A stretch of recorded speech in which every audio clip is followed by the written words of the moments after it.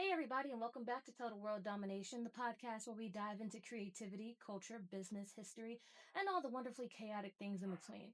I'm Britt, the creator, and this is Justin Timbersnake. He mostly gets paid in mice and positive affirmations.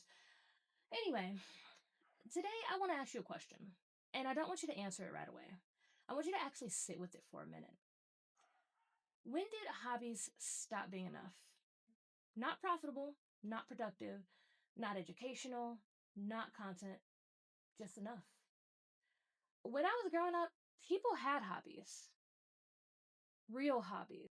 Like the old guy down the street who spent every Saturday underneath the hood of his 1967 Mustang, or the grandmother who quilted every winter, the kid who knew every dinosaur that had ever walked the earth, the man who woke up at 4 o'clock every Saturday morning to go fishing, the woman who collects porcelain dolls, the teenager who spent hours sketching dragons in a notebook.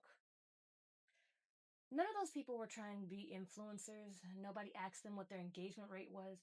Nobody cared if the algorithm picked up their latest quilt. Nobody told the old man restoring his Mustang, you can monetize this. People simply had hobbies, and nobody questioned whether those hobbies were valuable because their value wasn't measured in dollars, their value was measured in joy. Compare that to today. Tell someone you crochet, they say you should open an Etsy. Tell someone you bake, you should start a bakery. Tell someone you paint, oh, you should sell prints. Tell someone you stream games, you should go full time. You tell someone you enjoy reading a book, you should start a book talk. Tell someone you garden, you should sell produce. It almost doesn't matter what hobby you have anymore. Someone somewhere will eventually tell you that you should make money doing that. And here's the thing, I don't think they honestly mean any harm. I think that most people mean it as a compliment. They're saying, you're good enough that someone would pay you. And that's actually a really kind thing to say. But I also think that something gets lost because hearing that enough times, we start to ask ourselves a different question. Instead of asking, what makes me happy, we start asking, how can I make money from this? And that's not the same question. One is about fulfillment, the other is about productivity. And I think somewhere along the way, our culture quietly replaced one with the other. Now, before anybody understands me, this is not an anti business episode. I own a business, I write books, I sell handmade products. I'm sitting here talking into a camera because I decided to turn something I genuinely enjoy into part of my career. Entrepreneurship has given me opportunities I never would have had otherwise. And I'm incredibly grateful for that. So, this isn't saying never monetize your hobbies, it's about asking something bigger. What happens when we start to believe that making money is what gives a hobby its value? Because I definitely don't think those are the same thing. Now, let's talk about a phrase you've probably heard 1,000 times over the last few years: side hustle. Can we be honest for a second? Because I think what we've done here is created like a really cute name for a second job. Now, some people absolutely need a second job. Life is expensive, housing costs more, groceries cost more, insurance costs more, and wages haven't always kept up. For millions of people, working an extra job isn't a choice, it's survival. And there's absolutely no shame in that. But I do think words matter because words shape the way we think. Side hustle sounds exciting, entrepreneurial, ambitious, whereas a second job, yet for many people sounds exhausting. But they're describing kind of the exact same thing. Here's something I found fascinating while researching for this episode. So, people have always worked multiple jobs. That's nothing new. Teachers have worked retail during the summer, farmers have picked up seasonal work during the winter, parents have delivered newspapers before their regular shift. The difference isn't that people work more than one job. The difference is that today we wrapped it up in a cultural identity. Over the last decade, as YouTube, Instagram, TikTok, online marketplaces, and the creator economy like exploded, so did the idea that every skill should become an income stream. Building businesses became aspirational. Multiple income streams became aspirational. Being busy became aspirational. And productivity became something that we almost wore as a badge of honor. And while there's absolutely nothing wrong with ambition, I do wonder if like we've unintentionally sent another message. If you're doing something purely because it makes you happy, you're wasting time and potential. I came across something that really stuck with me. Ancient Greeks had a word, skole. It's actually where our English word school comes from. But here's the interesting part. It didn't originally mean classrooms or homework or grades. It referred to leisure. Not lazy leisure, but intentional leisure. Time spent reading, thinking, making music, creating art, having conversations. Learning simply because learning made you a more complete human being. Think about that for a second.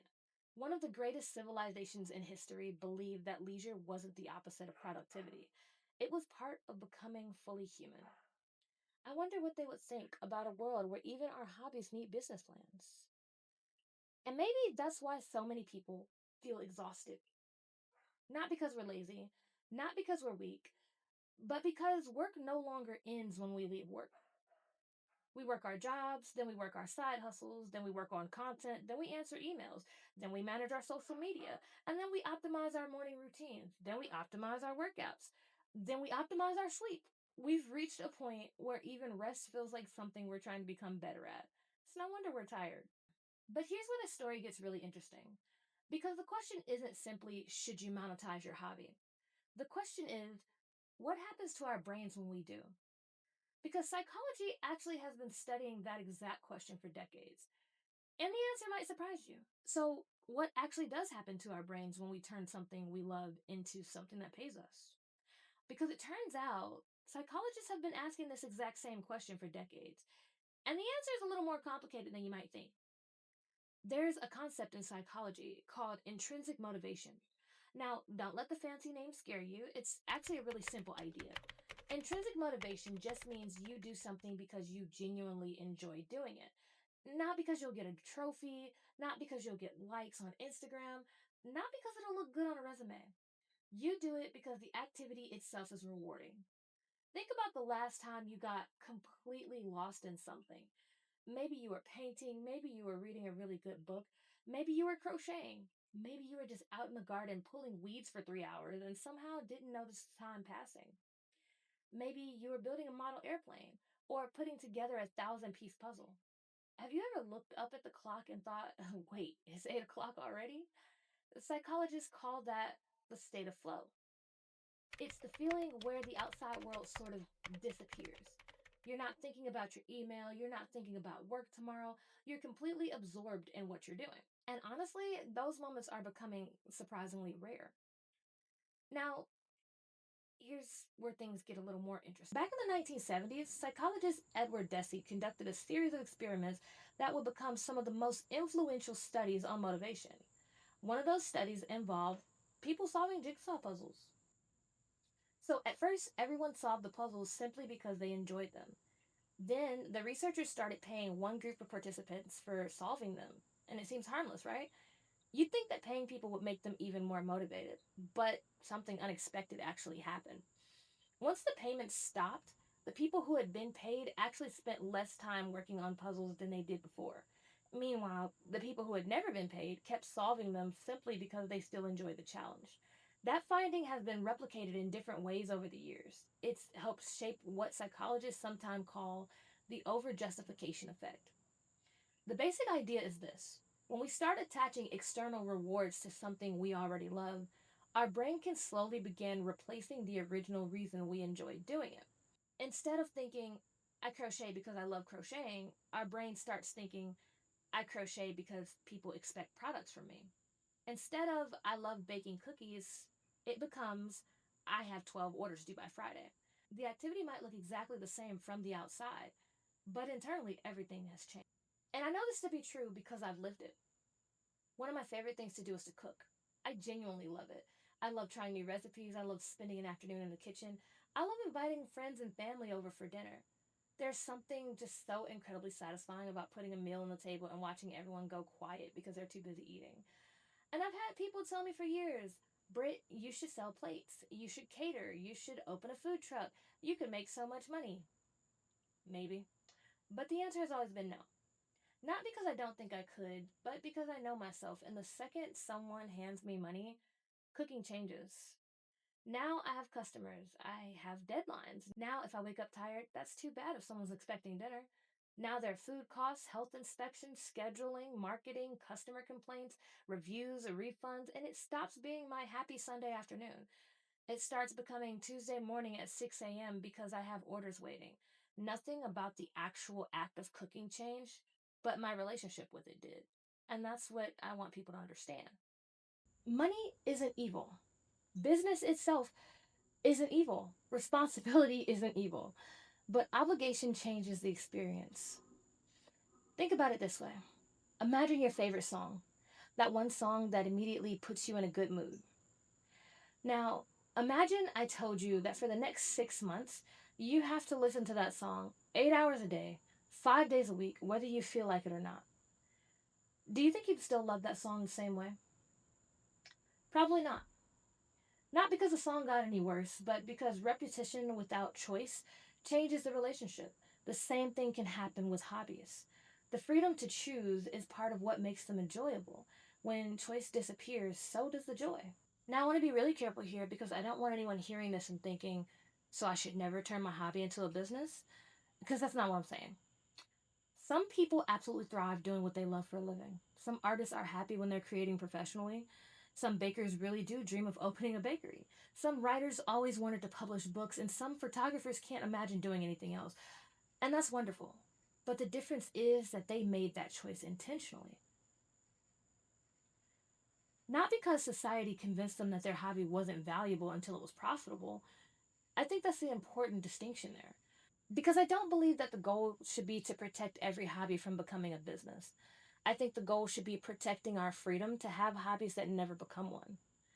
To have at least one thing in our lives that exists simply because it makes us happy. And I guess that kind of brings me to what I think is the biggest loss of all. Because when every hobby becomes something we can sell, we stop asking one very important question: what do I love? And we start asking, what will other people pay me to do? These definitely aren't the same question. I think the difference between them might explain why so many of us feel like we've forgotten how to play. There's another question I've been thinking about while putting this episode together. And honestly, I think it's the most important question in the entire video. What are we actually losing when every hobby becomes something we can monetize? Because I don't think it's just our free time. I think it's something that's much harder to replace. I think we're losing places where we're allowed to simply be human. One of my favorite things in the world is listening to someone talk about something that they absolutely love. Not because I care about the topic, but because I care about watching someone light up. You know exactly what I'm talking about. The classic car guy. You ask him one simple question. So tell me about your Mustang. And suddenly 30 minutes disappears and he's telling you about carburetors and paint codes and finding original parts, some road trip that he took 20 years ago with his dad. And you have absolutely no idea what half the words mean, but you keep listening anyway because he's happy. His face changes and his hands start moving, his voice gets louder, and he's completely alive in that moment. Or the woman who collects rocks. To everyone else, they're just rocks. But to her, this one has quartz crystals running through it, and that one was found beside a creek when she was 12. And the really smooth one there, she'll tell you how hundreds of years of water slowly shaped it into exactly what it is. Objectively, they're almost worthless, but emotionally, they're priceless. Not because anyone else says they are, but because she says they are. Think about the comic book collectors. Somebody who spent 20 years hunting down every single first edition of a comic that most people have never heard of. And not because they're trying to flip it for a profit, not because they're hoping it'll pay for retirement someday, but because every time they add another issue to the collection, it feels like they're finding a missing piece of themselves. Try explaining that feeling on a spreadsheet. You can't. Or bird watchers. Have you ever talked to a serious bird watcher? They'll tell you they drove 2 hours, stood in the rain, sat completely still for 4 hours just to catch a glimpse of one bird. Most people hear that and think, that sounds pretty miserable. But a bird watcher hears it and thinks it was the best day ever. Because joy isn't logical, it isn't efficient, it isn't productive. And maybe that's exactly why we need it. The older I get, the more I realize something. The things that make life meaningful rarely make sense on paper. Falling in love, doesn't make sense on paper. Reading novels doesn't make sense on paper. Listening to music doesn't make sense on paper. Growing flowers, painting landscapes, learning guitar at 50 years old, building model trains, collecting Pokemon cards, none of these things maximize productivity, and somehow they make life worth living. And here's where I think we've accidentally gone wrong as a culture. We started asking, what's the return on investment? About everything. What's the ROI on learning guitar? What's the ROI on reading fantasy novels, crocheting blankets, gardening, collecting rocks? Sometimes there isn't one, and that's okay. Not everything beautiful has to be profitable. Somewhere along the way, we confuse value with market value, and those two things aren't the same. Market value is what someone else is willing to pay. Personal value is what is something worth to you. Those rocks might be worth absolutely nothing at an auction, but they're worth everything to the women who found them. That old baseball glove hanging in your garage might only be worth $20, but if it's the glove your dad taught you to catch with, its value can't be measured. We understand this with memories, we understand it with family heirlooms, so why do we suddenly forget it when it comes to hobbies? I think one of the greatest tragedies in modern life is that we've started believing that everything needs an audience. Every drawing needs an Instagram, every meal needs a picture, every vacation needs content, every opinion needs a podcast, every hobby needs a business. What if some moments were never meant to leave the room? What if your watercolor painting doesn't have to become a print shop?